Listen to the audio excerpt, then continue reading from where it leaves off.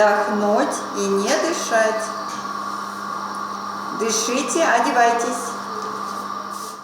Эта фраза знакома каждому жителю Коми старше 15. Рентген-аппарат уже 16 лет верой и правдой служит на благо детской фтизиатрической службы региона. И главное его преимущество – он малодозный, а значит безопасный для юных пациентов. Регулировать я нагрузку лучевую на ребенка могу автоматически, снижая ее до минимума. При этом на качество снимка это никак не влияет. Регулируется у нас все по компьютеру.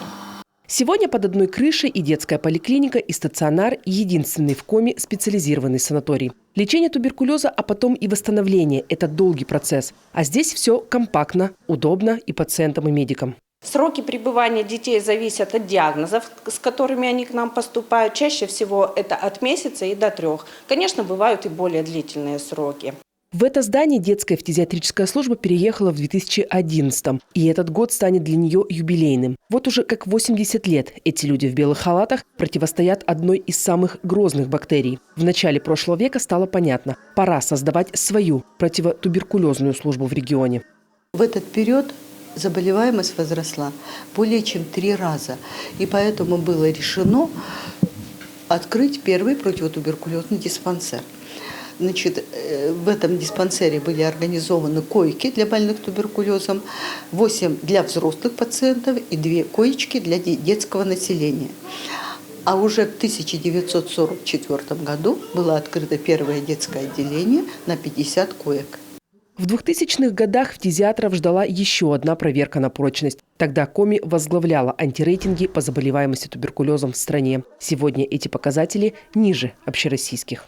В последнее время количество детей, заболевших туберкулезом, у нас значительно уменьшилось по сравнению даже с предыдущими десятилетиями, можно сказать. Но это происходит за счет того, что уменьшается вообще заболеваемость взрослого населения, потому что детки у нас заражаются все-таки в основном от взрослых больных. Связывают это врачи и с хорошими возможностями диагностики, и в целом с улучшением качества жизни. Высокие показатели и по вакцинации против туберкулеза. Прививка БЦЖ – пока единственный действенный способ уберечь детей от заражения палочкой Коха. Помогает она значительно снизить риски осложнений. Он протекает, как правило, бессимптомно.